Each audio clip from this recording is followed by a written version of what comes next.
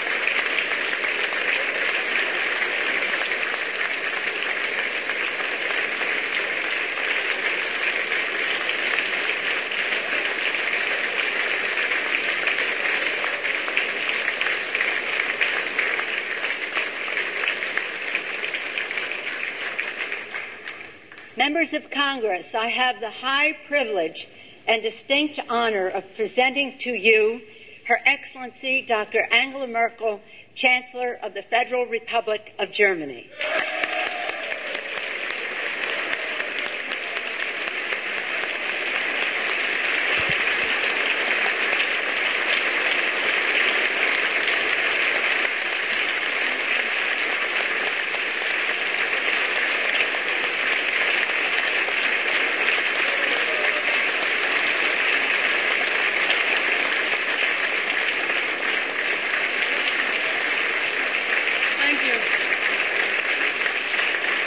Thank you very much. It's very moving, I must say. Madam Speaker, Mr. Vice President, distinguished members of Congress, thank you for the great honor and privilege to address you today, shortly before the 20th anniversary of the fall of the Berlin Wall. I am the second German Chancellor on whom this great honor is bestowed. Konrad Adenauer was the first, when in 1957 he addressed both houses of Congress, albeit one after the other. Our lives could not have been more different. In 1957, I was a small child of 3 years. I lived in Brandenburg together with my parents, a region that at the time belonged to the German Democratic Republic, the part of Germany that was not free. My father worked as a Protestant pastor. My mother, who had studied English and Latin to become a teacher, was not allowed to work in her chosen profession in the GDR. In 1957, Konrad Adenauer was already 81 years old. He had witnessed the German Empire, the First World War, the Weimar Republic, and the Second World War. The National Socialists ousted him from his office as Lord Mayor of the city of Cologne. After the war, he was one of the men and women who built the free and democratic Federal Republic of Germany. There is nothing more symbolic of this Federal Republic of Germany than its constitution, the basic law, the Grundgesetz. It was adopted exactly 60 years ago. Article 1 of the Basic Law reads as follows, and I quote, "The dignity of man is inviolable." This short and simple sentence, "the dignity of man is inviolable," was the response to the catastrophe of the Second World War, to the murder of 6 million Jews in the Holocaust, to the hatred, destruction and annihilation that Germany brought over Europe and the rest of the world. In only a few days, we'll mark the 9th of November. On the 9th of November 1989, the Berlin Wall fell.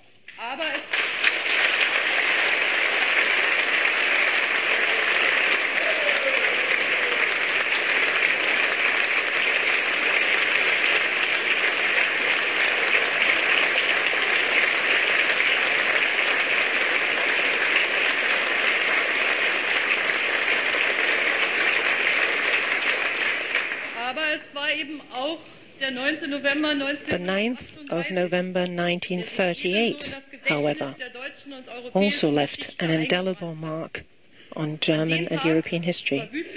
On this day, the National Socialists pillaged and destroyed synagogues, set fire to them, and killed innumerable people. It was the beginning of what later turned into the break with civilization that was the Shoah. I cannot stand before you today without remembering the victims of that very day and of the Shoah. There is one guest in the audience today who personally experienced the horrors of Germany and the National Socialism, and whom I got to know personally some time ago, Professor Fritz Stern.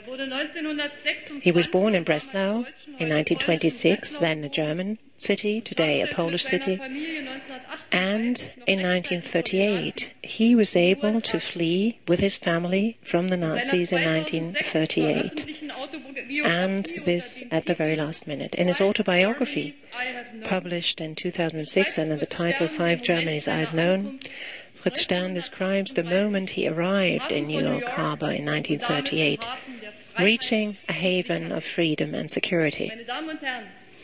Ladies and gentlemen, it is wonderful that history wills us Fritz Stern, then a 12-year-old boy driven out of his native Germany, and myself, originally born in the GDR, now Chancellor of today's reunited Germany, meet here today before this august assembly under the same roof. This fills me with great pride and great gratitude.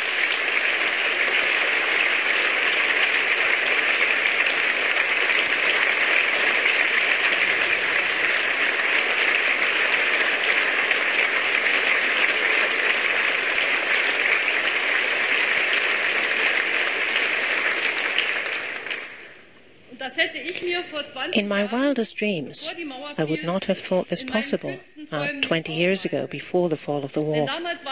For at the time, it was beyond my imagination to ever even travel to the United States, let alone stand here before you one day. The land of unlimited opportunity was for me, for a long time, impossible to reach. The wall, barbed wire, and the order to shoot at those who tried to leave limited my access to the free world. Therefore, I had to rely on films and books, some of which were smuggled by relatives from the West, to gain an impression of the United States.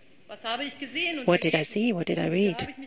What was it I was passionate about? I was passionate about the American dream, the possibility for each and everyone to be successful, to actually make it in life through one's own personal effort. And like many other teenagers, I was passionate about jeans of a particular brand that you could not get in the GDR, and which my aunt kindly regularly sent to me from the West.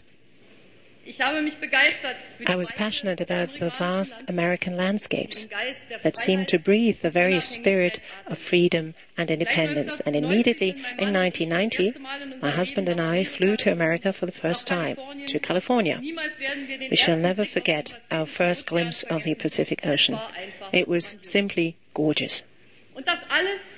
And this, even though for me, America seemed completely out of reach until 1989. Then, on the 9th of November 1989, the Berlin Wall fell, and this border, which had divided a nation for decades, keeping people in two different worlds, was now open.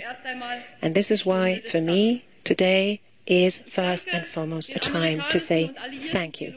I thank all those American and Allied pilots who heard and heeded the desperate appeal of then Mayor of Berlin, Ernst Reuter, in 1948, who said, "You, the nations of this world, cast your eyes towards the city." For months, these pilots flew food to Berlin through the airlift, saving the citizens from starvation.